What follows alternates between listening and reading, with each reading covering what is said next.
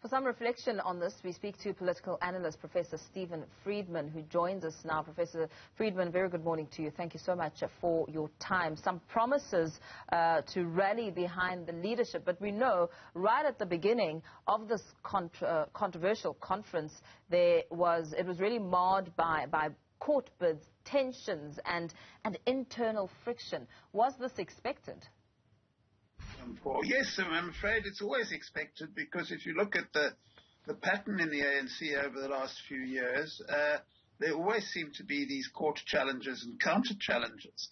I think what has happened in Mpumalanga will be a very serious test for the ANC, because the ANC is telling us, and this may prove to be true, that's certainly the noises that are coming out, that they've fixed the problems, that this is a new page, that the procedures are followed carefully.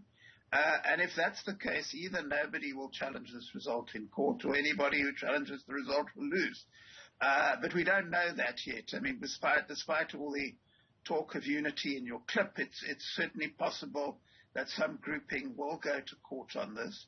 And if they do, that will be the test, because the pattern up to now has been not only do people take the ANC to court, but more often than not they win. And the reason they win, as the ANC has now acknowledged itself, is that the procedures are flawed and very dubious.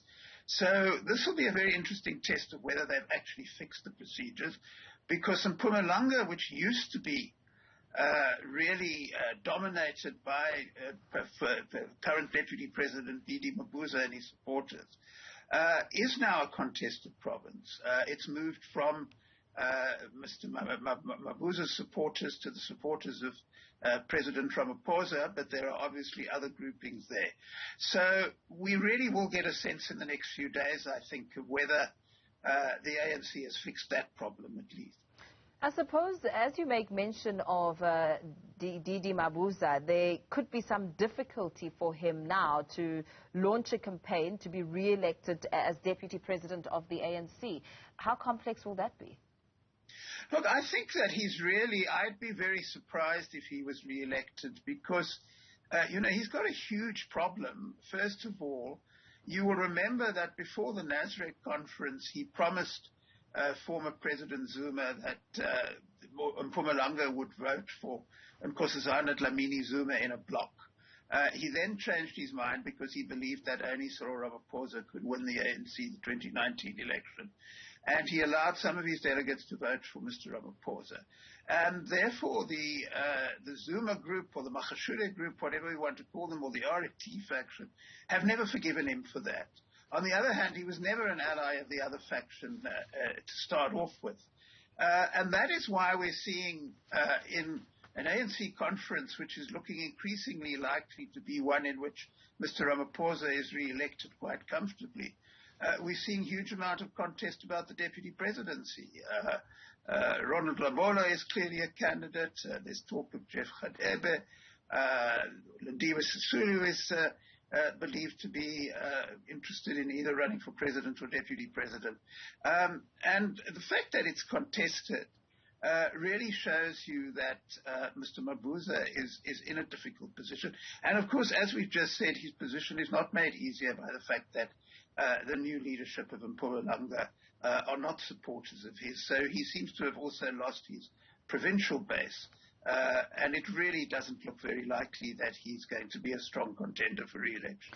You mentioned Justice Minister Ronald Lamola. We also know that former Health Minister Zweli Mkhize was also in attendance, and with perhaps some beliefs that he too may be eyeing a position within the ANC top six. I mean, what is the likelihood of that? Well, it comes up repeatedly, because the problem that whatever you want, as I say, the RET faction, or whatever you want to call that grouping within the ANC, the problem they have is that they don't have a really strong candidate. When Lindiwe Sisulu wrote her op-eds about the courts, everybody suggested she was trying to be the candidate. That doesn't seem to have taken off. And then the other candidate, who is always mentioned, is of course William Keys. But the problem he has, besides a credibility problem, is that he may not be eligible. we're now in April. Given various findings of various inquiries, the chances that by the end of the year he will actually have been charged with something are very high. Yeah.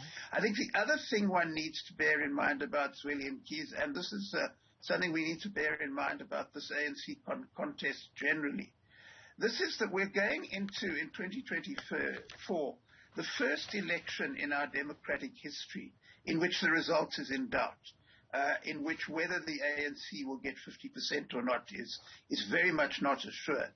And that means that the ANC, when it chooses its next president, has to worry far more than it's ever worried about whether who it chooses is acceptable to voters.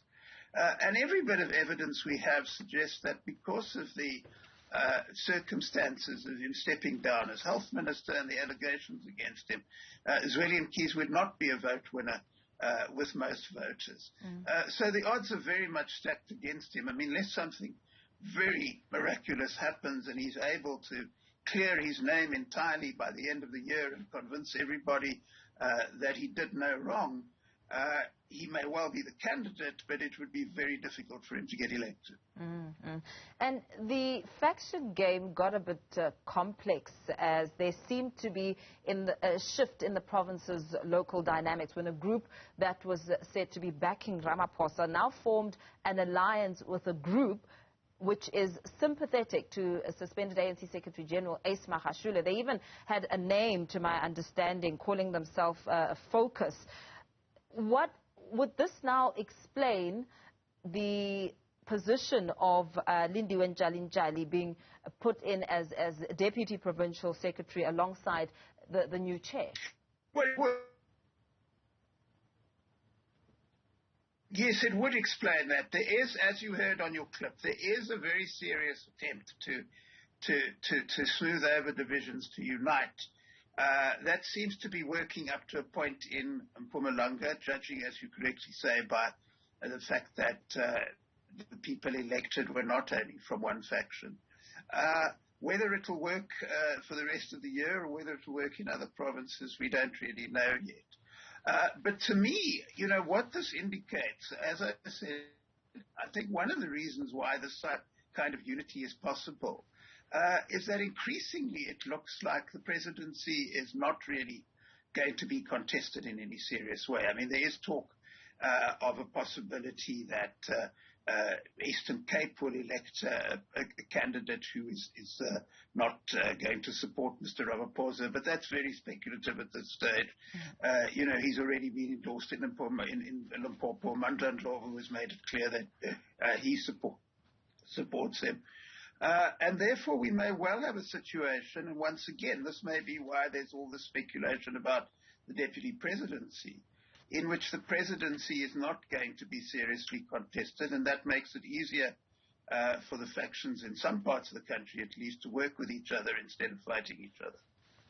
Very well. Thank you so much for weighing in there, political analyst Professor Stephen Friedman, saying that this is now a serious test for the ANC as we watched and, of course, are expecting President Cyril Ramaphosa to deliver the closing address at the conference in eMalahleni today.